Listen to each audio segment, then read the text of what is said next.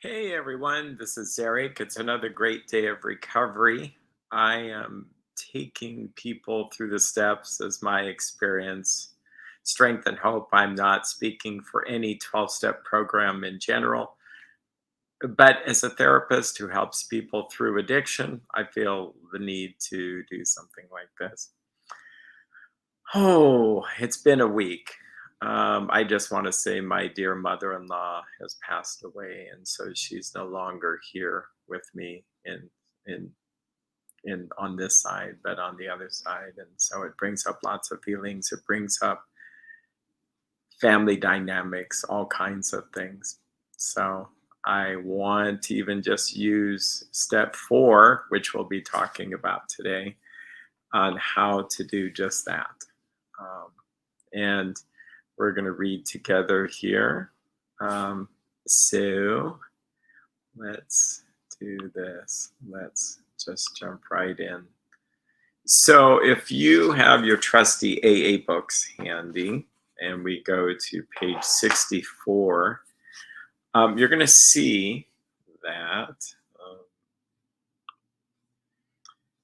it says, though a decision was a vital and crucial step, it could have little permanent effect unless at once followed by a strenuous effort to face and to be rid of the things in ourselves which had been blocking us.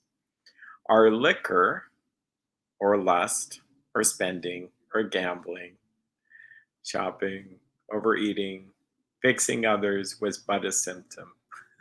Okay, so put your addiction in there was just a symptom. So we had to get down to causes and conditions. Okay, so what is this decision? Well, it's steps 3, and it says here, after doing step 3, it says this was only a beginning, though if honestly and humbly felt, and a fact, sometimes a very great one was felt at once. Next, we launched out on a course of vigorous action. Wow, so these are steps. They're not 12 notions or 12 principles or 12 ideas, but they're actions, they're steps. So I try to hopefully help, demonstrate how it's applied. So this personal housekeeping, and why do we need to do this? Because in the short of it, it'll have little permanent effect. And it's step 4 that unblocks those things that have been blocking us from God's power. Okay. I have a video on the tunnel or the artery. You can look at that. And we talk about how I am over here and God's over here. And there's these things that block us. Steps 4, 5, 6, 7, 8, and 9 is cleaning out that blockage. And if I have that open connection, I will stay sober easily, easily. That's why it's not about trying to stay sober, it's keeping this unblocked and acquiring humility. So therefore, we started on a personal adventure. It's not adventure, inventory. This was step 4. This is page 64. A business which takes no regular inventory usually goes broke. Taking a commercial inventory is a fact finding and a fact facing process. It is an effort to discover the truth about the stock in trade. One object is to disclose damaged or unsaleable goods to get rid of them promptly and without regret. If the owner is to be, if the owner is, if the owner of the business is to be successful, he cannot fool himself about values. We did exactly the same thing with our lives. We took stock honestly. So a metaphor is being used of an inventory of business, and we're getting rid of stuff that we don't need, and we hold on to the things that are good. It says, first, we searched out the flaws in our makeup, our personality, our character, which caused our failure. What is the word cause? Being convinced that self, manifested in various ways, was what had defeated us. We considered its common manifestations. Notice it's not using being convinced that alcohol or lust or spending or work, whatever the addiction manifested in various ways. No, it's self. Okay. This inflated sense of self is the problem. Um, in the AA tradition, there was a Bible verse which they really liked a lot in the book of James that said, God gives grace to the humble, but he's opposed to the proud. So when we have an inflated sense of self, like I'm too good or I'm too bad or it's awful and catastrophizing about self, that's still um, an obsession with self. C.S. Lewis, the Christian writer, said, true humility is not thinking less of yourself, it's just thinking about yourself less. So the 12-step program are a pathway to help us reduce self through God's grace. So, what is the number one offender? Resentment. It destroys more alcoholics or addicts than anything else. From it stem all forms of spiritual disease, for we have been not only mentally and physically ill, we have been spiritually sick. When the spiritual malady is overcome, we straighten out mentally. In dealing with resentments, we set them on paper. Okay. So we get a piece of paper, and I recommend doing this with a sponsor, not by yourself. In the early days, we know that oftentimes you did it together. It was short, it was simple, and it was thorough. Um, we listed people, institution, or principles with whom we were angry. So this is how I do it. So we go and list it right there. I'm going to do this. So we take a sheet of paper. I'm mad at my mom, my dad. I'm mad at the church, God, the government, my wife, I'm making some of this up, but it's not like I'm mad at those people. But that's how simple it is. So just do that. You don't write anything else. Okay, just write that.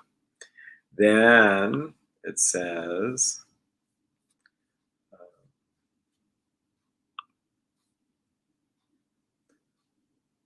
we listed the people. Then we asked ourselves, why were we angry? We asked ourselves why we were angry. Well, my mom did this to me. My dad did this to me. God did this to me. The government does this, etc. And you keep it short and simple. No long-winded. And then he did this, and I did that, and then they did. Not a long history. That comes from treatment centers, and I'm not putting down treatment centers when I say that, but that's not helpful in 12 steps. In most cases, we found that our self-esteem, our pocketbooks, our ambitions, our personal relations, including sex, were hurt and threatened. So guess what? I've been told by an AA historian who really, Wally P., you've heard me mention him before, says people didn't go into this much detail at the beginning. So we're going to skip this part. And I will tell you, for, 8 years, I always did all this. And I was kind of like, really? Are you sure? Yeah, no, it works without it. It works better. So, and you can do that later, but for getting started, it's simple. Just what did they do wrong? We went back through our lives. Nothing counted but thoroughness and honesty. When we were finished, we considered it carefully. Finished doing what? Writing just this part. And it would be like a word, like if my mom abused me, I put mom abuse. That's all. Government, they lie. Or they're dysfunctional. Why do we not need to get into gory details of what they did and all that stuff? Because the inventory is of my defects of character. It's not my resentments. Okay. And there's some confusion. So I've seen 40 pages of resentments. Yeah, no. It's very much like an Indiana Jones movie where you just got to go get that skull-like thing. You don't have to get the darts. shooting at you and all this stuff. Nope, just get in what you need. So what I want us to come out with in step 4 is maybe 2 or 3 or 4 or 5 defects of character. Is Erik controlling? Is he too sensitive? Is he self-pitying? Is he control freak? Does he too ambitious, too slothful, selfish, whatever those things are, so I can pray and ask God to remove those defects of character. It's really unnecessary to go into the long-winded story of they did this to me and that. It's that simple, because you're gonna, like, say, like someone murders someone I love. I could write that all out, but where am I left with it? I may be unforgiving. And if I'm unforgiving, I'm not going to be forgiven, and I'll never be sober, and I'll drink myself to death because my son was murdered, say, like. So that's where I'll be praying, God, save me from my unforgiveness. Help me to forgive. It's that simple, okay? So I get really animated about that, but it's life-changing to do the steps as they were meant really originally to be done. The first thing apparent, bottom of page 65, was that the world and its people were often quite wrong. Have you noticed that? Have you done a 4-step? It's like all these people did all this wrong.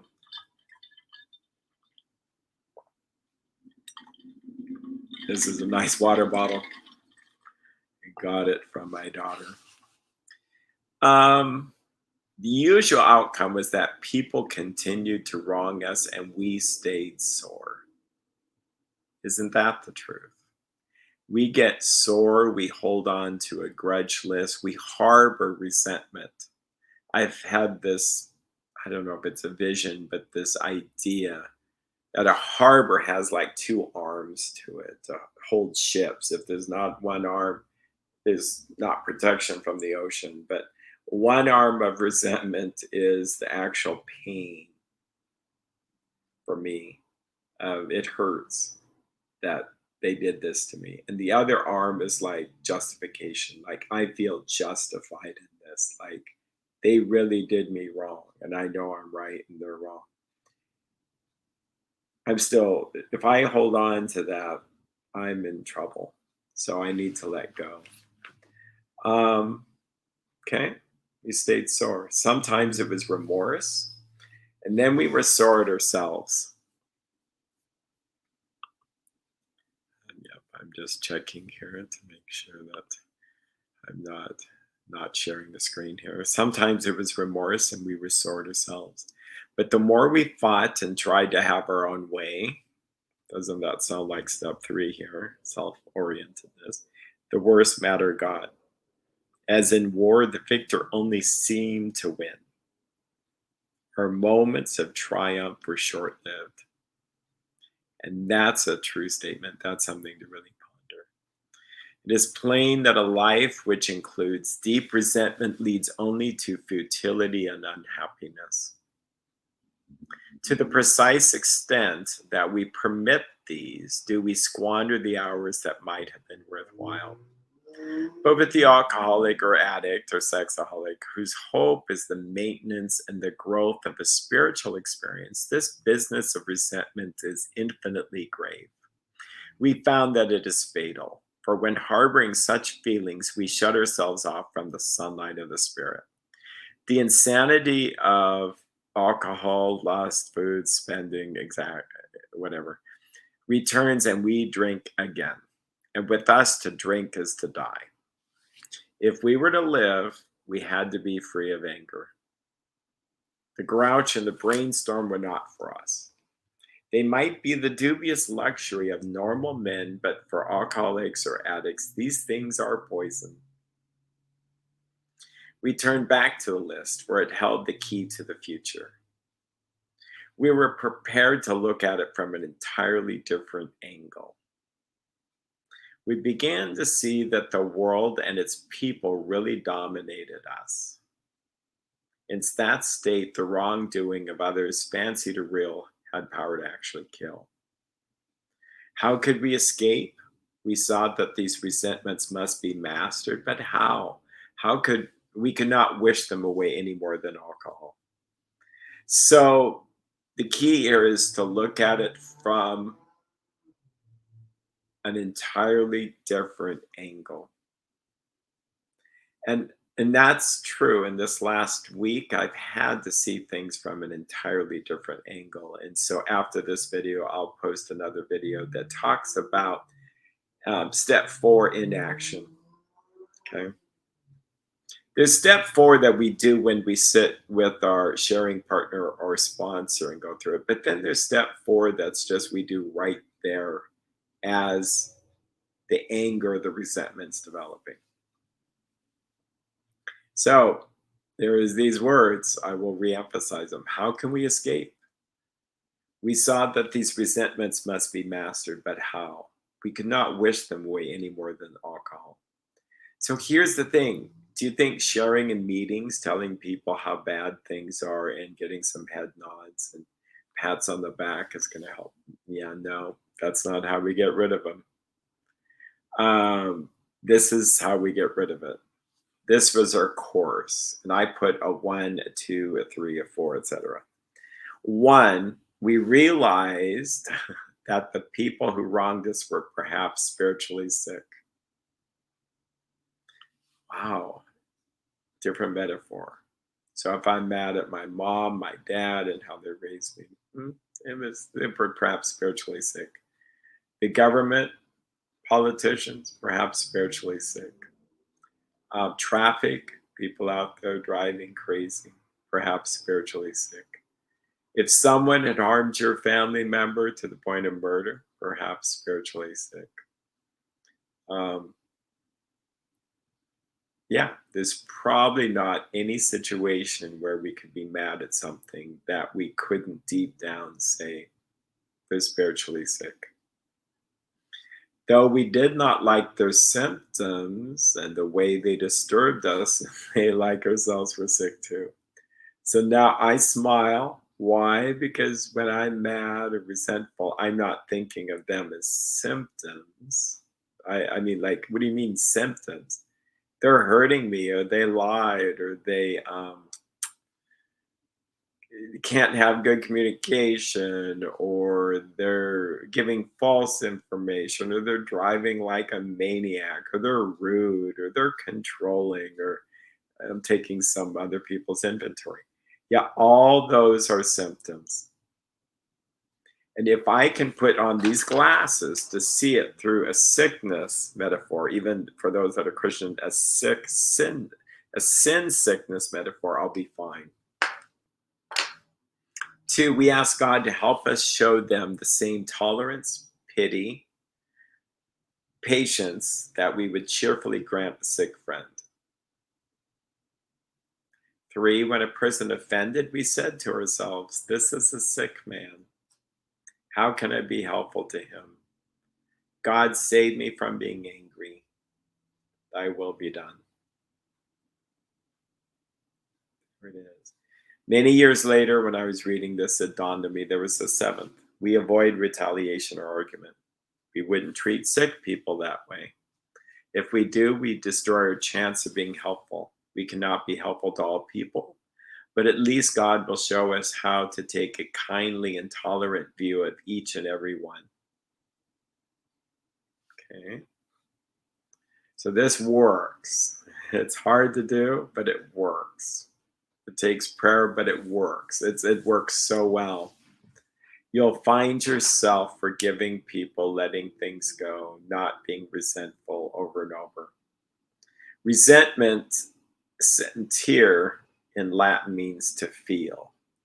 Think sentimental. Resent means to re-feel.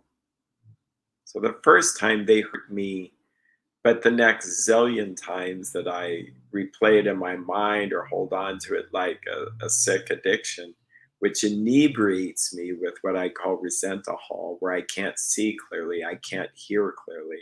I just know I'm right and everybody else is wrong. Like, pour me another drink. Okay. So this pops that illusion and helps me say that we're all sick. They, like ourselves, are sick too. So I'm in the same boat as the government or people. I just disagree with how they're doing their life. Of course, I could disagree because I'm me and they're them. But we're all doing the best we know to do.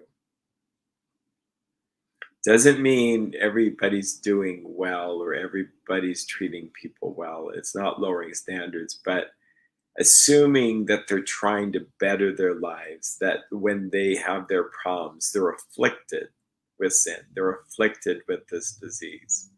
See, this should also help any kind of codependency or any anon problem, whether it's S-anon for wives or spouses of sex addicts, Al-Anon for family members with alcoholics, or Gam-Anon for family members with gamblers, gambling addiction, etc. So this helps us because I think that this is just my experience is that I'm going to turn the screen back. I personally think that the inebriating factor of Al-Anon, let's just stick with Al-Anon, the husbands, wives, family members with alcoholics, the inebriating factor is the resentahol. It is the resentment, or it could be fear. But that seems to be the top note, if we're using a scent metaphor, that is just right there. Underneath it all, it's selfishness. We want people to behave how we want them to behave. Why don't they just behave how we want them to behave? Well, we learned in step 3 that that's the director wanting to run the whole show. I've got to let go and let God. I've got to not want really anything except whatever God's will is. And then I'll be more likely to be happy. If I accept that people are sick and they did that, it's like, well, then maybe they were supposed to do that. And maybe then my job is to forgive them, to let go and to move on and to have them, have that experience help my character development. Here's an actual to-do. It says, we ask God, so that's a prayer, saying tolerance, pity, patience, we would cheerfully grant a sick friend. So this is how it looks. I say, God, save me from being angry. Help me to see this person as sick too. Help me to be kind, patient, tolerant. Help me to have love for them. How can I be helpful to him or her? Your will be done. Amen. Okay, so that's the prayer. If I don't know any way around it other than some kind of prayer. And it says we do this. Okay, we're not wishing it away. 7. Now, years I added this. It's weird. I realized, wow, this is part of this step 4. I am avoiding retaliation or argument. So being silent, just not participating in any argument. Why? Because we wouldn't treat sick people that way. If we do, we destroy our chances of being helpful. Helpful when we're in resentment is like, that's the last thing. But no, that's what we're called to be. If we can leap from seeing them as the problem to seeing our own self as our problem, which we're going to get into, and think, how can it be helpful to them? If we can do that, not only will we be free from our addictions, but we will be pretty happy. We'll have joy. It says we cannot be helpful to all people, but at least God will show us how to take a kindly and tolerant view of each and every one. So referring to our list again, putting out of our minds the wrongs others had done, we resolutely looked for our own mistakes. So again, really important to do something to, touch one's scalp, do something to go, okay, and when I do this, when we're together, we have their sheet of paper, they've listed the resentments, the people. Okay, now I got to see it an entirely different way. I have to see that these people are sick too. So then I'm going to look at it entirely different way. And we resolutely looked for our own mistakes. And I can tell you the first thing that comes up is kind of like, no, no, it's them. I'm convinced. But then I can just add, okay, self righteous or blindedness or being right or being judgmental. You see how those are the defects I'm praying away. People go, well, I have a right. Well, then don't be sober. Yeah, my experience is it does not work. You'll either be miserable or some other addiction, or you'll relapse to your original addiction. So, where had we been selfish, dishonest, self seeking, and frightened? So, these are the four biggies. Selfishness, that is the root of our troubles. Dishonest, self seeking, and frightened. Though a situation had not been entirely our fault, we tried to disregard the other person involved entirely. Where were we to blame? The inventory was ours, not the other man's. When we saw our faults, we listed them. We placed them before us in black and white. We admitted our wrongs honestly and were willing to set these matters straight. Notice step 8 and 9 is kind of connected here. So we're not going to talk about fear inventory or the sex inventory. We're just going to deal with the resentments here. Okay. So I think I want to keep this simple. And I'll talk about how to apply it to certain events in one's life. But let's say that, you know what? I think it's better for me. I'm thinking out loud. It doesn't have to be a professional video here. I think it would be better for me to show how we go through the list. Do that in part 2. So I will let you guys go. You take care and hope to see you in that next video. And if you like, go ahead and push like. And if you want to subscribe, I will say it is an easy way to get connected with our next videos. Take care, and I wish you well.